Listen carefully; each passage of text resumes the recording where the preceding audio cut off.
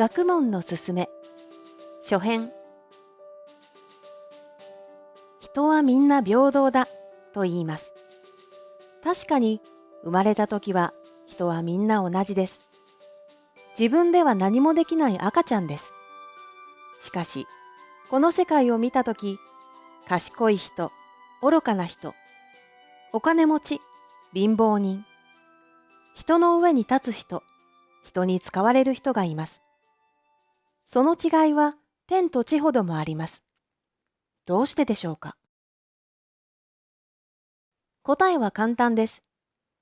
勉強していろいろなスキルを身につけたか、そうでないかです。賢い人になるかどうかは、勉強するかしないかです。頭が良くて、他の人ができない難しい仕事をする人は、当然、たくさんお金をもらいます。誰でもできる仕事をする人は、給料が少ないので貧乏です。貧乏が嫌なら、勉強するしかありません。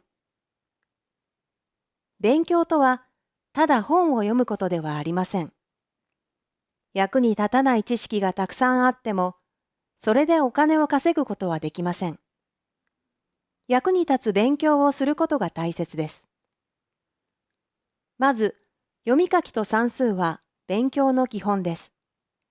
それができたら、世界の道案内である地理学、今と昔の様子を知るための歴史、お金の流れを理解するための経済学、そして自分自身の行動の指針になる道徳をみんなが勉強するべきです。勉強するときは自分の立場をわきまえることも大切です。人はみんな自由で独立した存在ですが、自由とわがままは違います。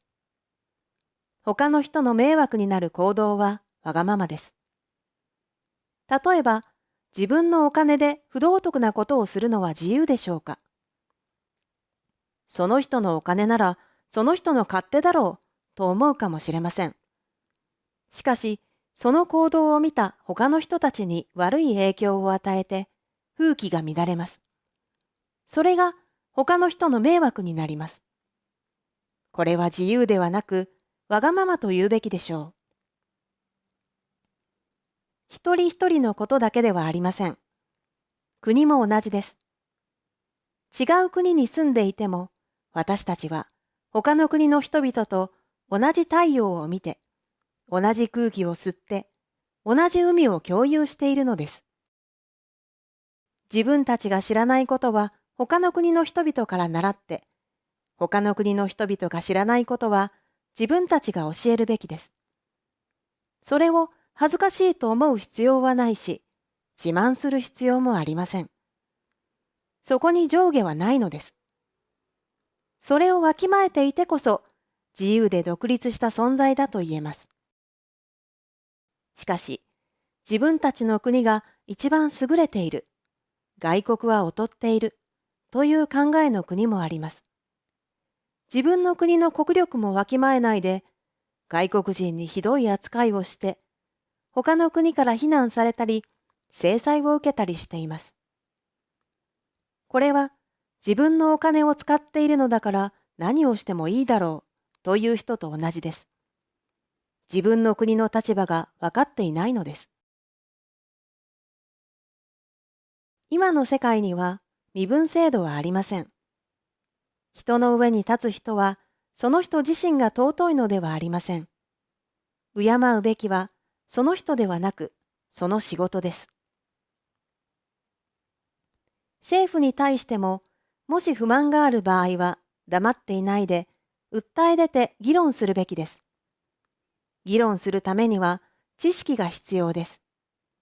勉強しなければ議論もできません。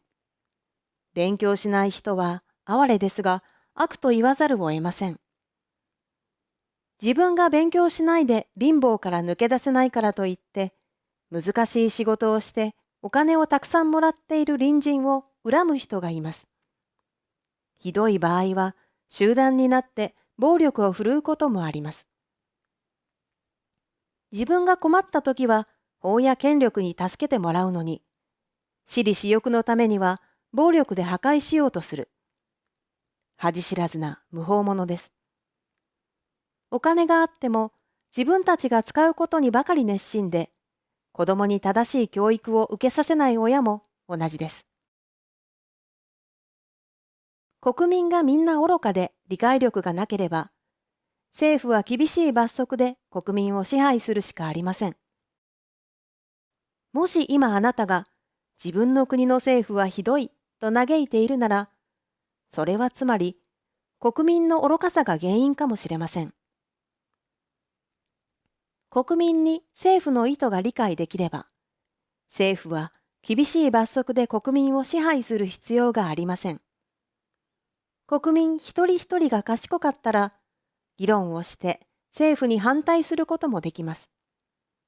そうすれば政府は強引で独裁的な政策を出しにくくなります。国民に寛大な政府より厳しい罰則で支配する政府の方が好きだという人がいるでしょうか。外国人から自分の国を馬鹿にされて不愉快にならない人がいるでしょうか。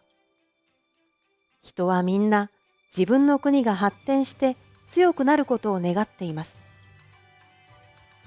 それなら、まずは一人一人が自分の行動を見直して、よく勉強することから始めましょう。それが自分たちの国を良くすることにつながります。私たちが勉強しなければならない理由は、ここにあるのです。